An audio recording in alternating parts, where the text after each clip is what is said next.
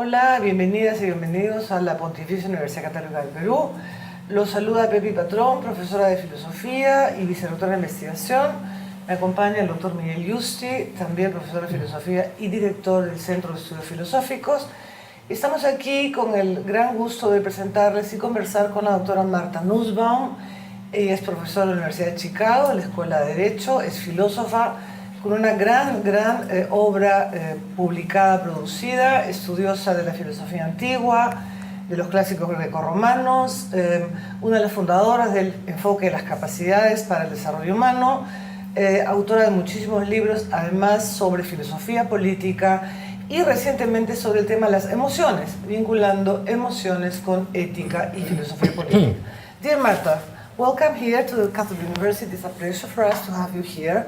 So our first question will deal with the role you point to emotions in relation to ethics and political philosophy. Why are emotions so important for these matters?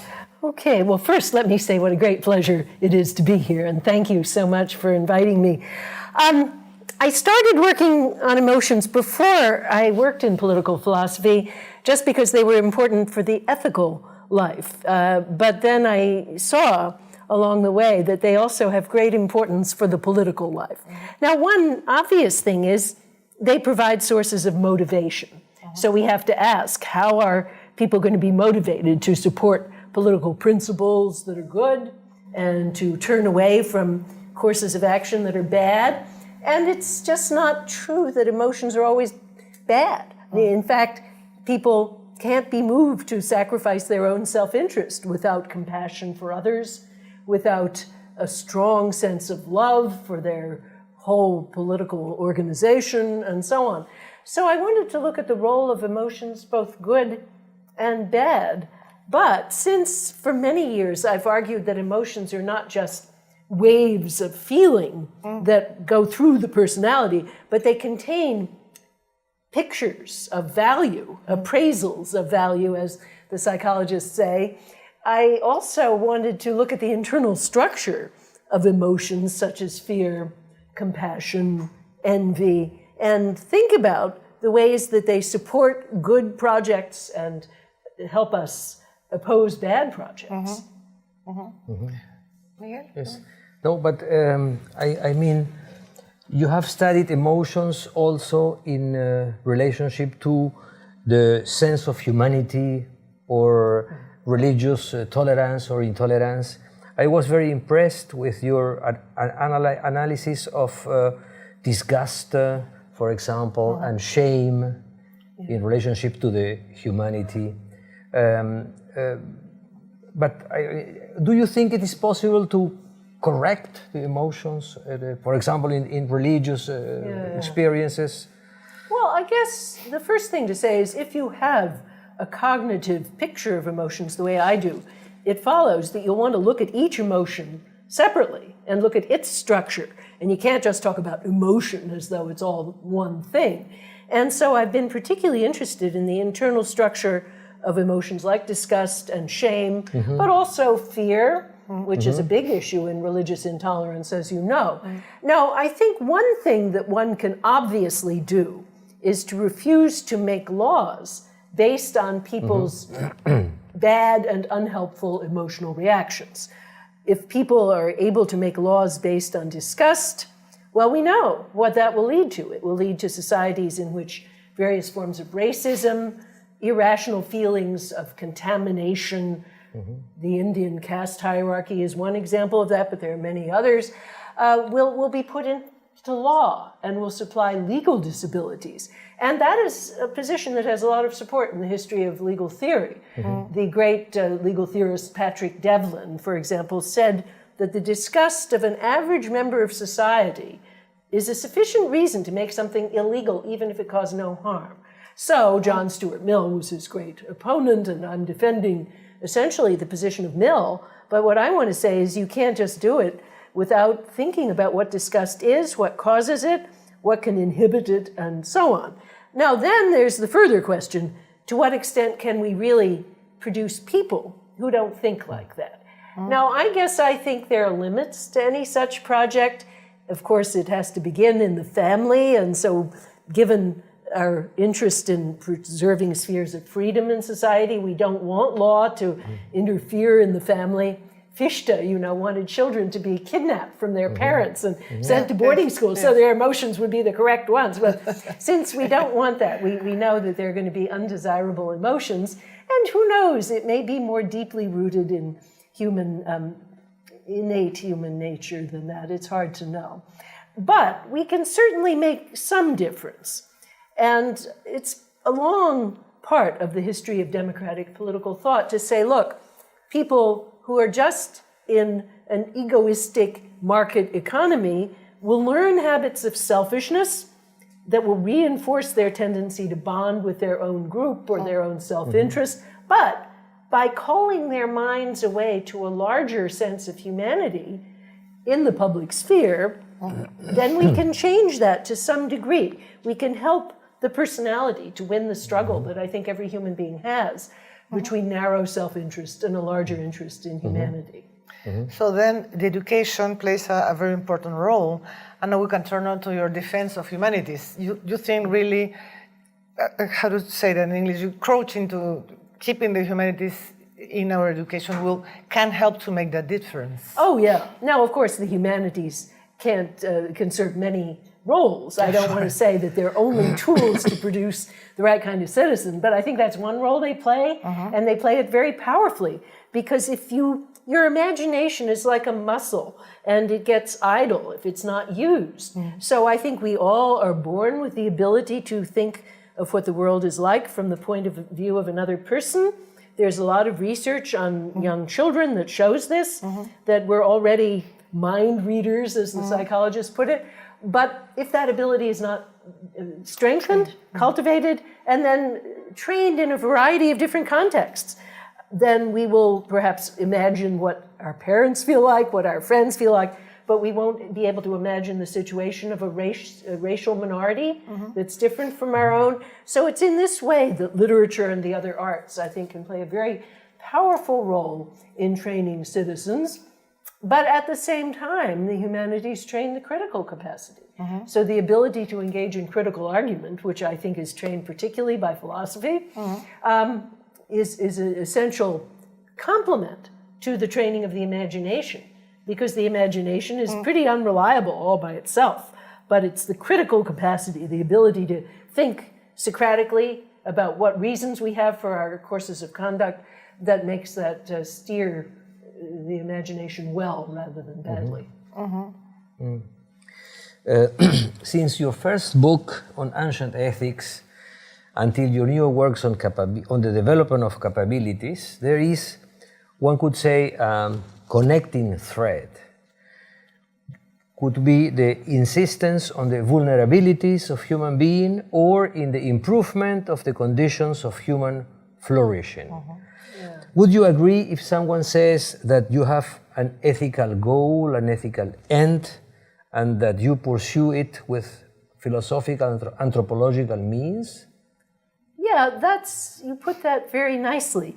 One time I was actually asked to say what my work was about in a very short speech for some professors from different universities. And I did think that the central point is the vulnerability point. Now, of course, that's complicated, because I do think that we should live in ways that make us vulnerable to others. We should pursue deep love, political attachment, friendship, all ways of relating to the world that do expose us to great vulnerability. So I take issue with the ancient philosophers like Plato and the Stoics, who wanted us to cultivate a kind of detachment and invulnerability. But at the same time, I don't think that all forms of vulnerability are good. I don't think that it's great to leave your child hungry just because that's vulnerability, you know? So I think good political thought, a very brief way of thinking about it, is it requires thinking, what are the forms of vulnerability that are part of a flourishing human life? How should we support those? For example, giving people leisure time to cultivate friendships and family attachments. And what are the bad forms, like hunger, ill health, lack of housing, and so on? And then we want to use the tools of politics to prevent those. There's an interesting discussion around your regarding your work, between the attention you pay to emotions and to the narrative of lives, individual lives, and at the same time the universality of your approach. How do you there's a trade-off between universality and narrative and emotion and individual histories. How do you manage that? And even though in your last, not the last one, the intolerance book, you argue against people forbidding the burqa because you claim that you need to respect the particular culture. So there's a tension between this respect for culture, for individuals' emotions, and then the universality claim. How do you manage that? I think that's one of the big questions that our whole Human Development and Capability Association has been facing from the very beginning. Yep. Because we are defending a set of norms as aspirational benchmarks for the world's many societies. And we're saying these are good things to protect as basic constitutional attachments and entitlements for everyone. But of course, the goal, in my view, is expressed in terms of capability. That is, it's a set of opportunities that people should have. And that leaves space for freedom. So that, in other words, you ought to have the opportunity to be well-nourished. But if you decide that for religious reasons you want to fast, and if you're an adult, I'm not talking now about children, then you should be able to do that. Again, I think people should have much better opportunities than people do in the United States to have adequate health opportunities, which means not just health insurance, but it means recreational facilities and so on. But then if people want to live an unhealthy life and eat the wrong thing, I just don't agree that government should dragoon them into an overall healthy diet and so on, penalize them for their choice. So I think, with religious choices, it's all the more obvious because the choices that people make on the basis of their religion are some of the deepest and most powerful attachments that they have, that define them as the very people they are. Now, I don't think they should use that religion as an excuse to harm other people, including their own children. So let's say in my country there's a minority called the Jehovah's Witnesses who believe that people should not have blood transfusions even when they might die. Yeah. Well, I think to forbid that for parents doing it to their children is just right, because the child has to have a chance. But if an adult has that religion and wants to make that choice, well, then they should not force them to have that transfusion. And there are lots of other religions that have similar issues. So, for example, the Christian Scientists, another minority religion in the United States, believe that no one should go to any doctor because all illness is the result of a lack of faith. That's what they believe. Now, I think it's bizarre religion. I don't agree with it, but I think those people have a right to not go to the doctor. But if it's a child, I don't agree. Now, with the burqa, I think it's pretty obvious that that's a choice that doesn't harm other people. And it's made by adults. Children are never wearing burqas. So it seems to me to be a pretty obvious instance of a very elementary religious liberty principle. So what I then do in the book is to look at all the apparent arguments that people offer in favor of that ban. And I think they're arguments that they just don't apply consistently or honestly because they don't apply them to themselves. Take the argument that it creates a security risk. Now, in fact, every single person in my city, because it's very cold, when we go out in the winter, we are covered from head to toe by long, baggy, loose clothing. I have a down coat that goes down to here. I have a hood, also a hat, big sunglasses, and a scarf that covers my nose and mouth. So that's just the same. In fact, it covers more than the burqa because the eyes are also covered. And so we want to know, are they saying that should be illegal? But you see, the French law is very clever because it has a long list of exceptions. Yes. And if you do it for reasons of health, then you get an exception. So anyway, so that argument, I think, is a clearly self-serving one. Reasonable security procedures applied in the airport or any other place seem to me perfectly fine, so long as they're applied consistently and not in a way that persecutes religious minorities. But I mean, the woman who was taken out of the Paris Opera because she was wearing a lovely silk burqa sitting in her opera box, that was just a sheer case of religious persecution. The argument that the burqa is a form of objectification of women, that it treats women as objects. Well, of course, we first want to say if anyone is making a woman wear a burqa by domestic violence or the threat of physical force, well, that's illegal already. And all laws against domestic violence should be enforced much more than they are. But believe me, we have an epidemic of domestic violence in the United States, and it's not in the Muslim community. I mean, it's in the football community, and it's in the undergraduate student community that we're having this epidemic of sexual coercion and violence. So we need to clean our own house and not just project the problem onto others. But the other thing is that, you know, when I was a young feminist writing articles about the objectification of women, what we meant was the way in which pornography and many aspects of dominant male culture, such as advertisements and so on, you know, treated women as commodities, interchangeable commodities for male use. Now, it seems to me the burqa, some women might actually choose it as a flight from that situation. But in any case, it's only one of many. If it is a way of objectifying women, it's only one of many. So let's talk about them all. And I don't think there's any feminist who would actually like to make all forms of, let's say, nude advertising or nudity on televisions illegal. So then let's be consistent. And then I just want to get to one more. That is the argument that the burqa is unhealthy. Yeah. Now, to me, that is the silliest one, because I spend a lot of time in India, and in a dusty, very hot climate, the thing that makes most sense is actually to cover as much of yourself as possible from the sun. And as you can probably see, I am not just very fair, but I have a lot of freckles, and I am at high risk for skin cancer. I have to be checked by a dermatologist once a year. And my daughter, who didn't listen to her mother's advice, you know, she's already had skin cancer. Unfortunately, not a bad kind, only a basal cell carcinoma, but, you know, it's a real problem. And so really, if we're talking about dress that creates a health risk, let's talk about that, you know, and people are dying all the time because they go out with very light clothing and they don't put on sunscreen.